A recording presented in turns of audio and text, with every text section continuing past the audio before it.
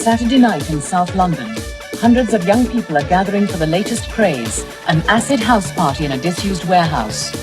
Coaches will take them to a destination which has deliberately been kept secret to evade the police. Where do you think you're going to? Mystery tour. We don't know. It's what's like, mystery. That's the mystery about it. This is acid, man. Acid house music has been described as a sinister and evil cult which encourages young people to take drugs.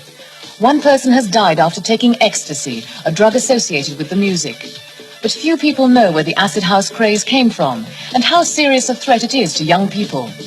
To find out, World in Action has spent a weekend with all sides of this controversial music scene. It's a weekend which ends in confrontation as the police step up their campaign against acid house parties.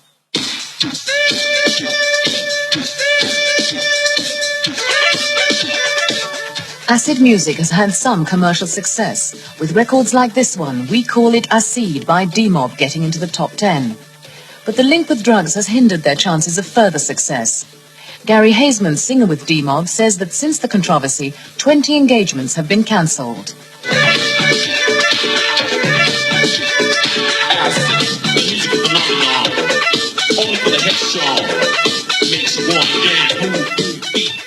Their video was shown twice on Top of the Pops and was then banned.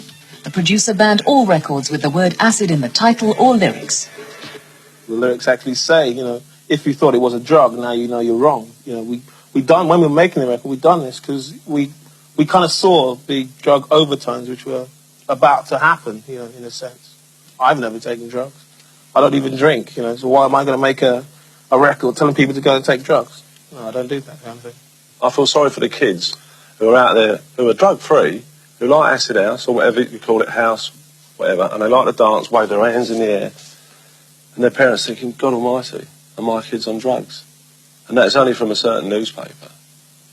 What would you say to reassure parents who are worried about letting their kids go out at night now? Well, if you've brought your children up properly, and you love your children, and you know your children, you'll know if they take drugs or not. You don't need acid house to make them take drugs. The ban on Top of the Pops gave the impression that the BBC had banned acid house music completely, making it even more unacceptable to parents.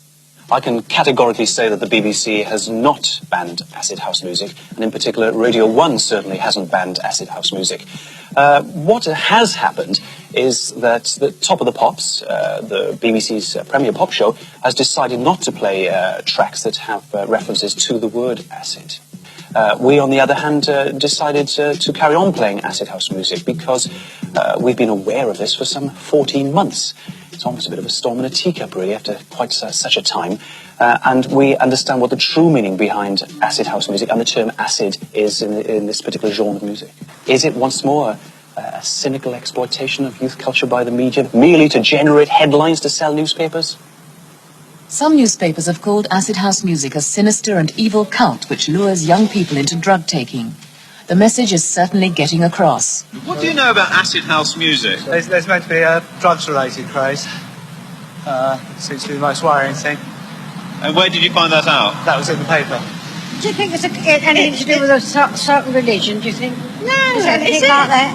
No, it's more to do with a kind of a drug, isn't it? It's a drug. Yeah, well, those that take it want to be ashamed of themselves. I presume they do frenzied dancing, that kind of thing.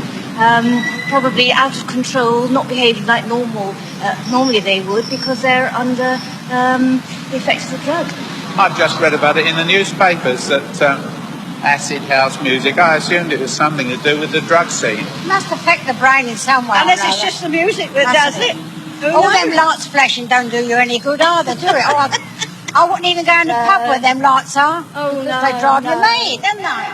Acid, the musical phenomenon, only for the headstrong.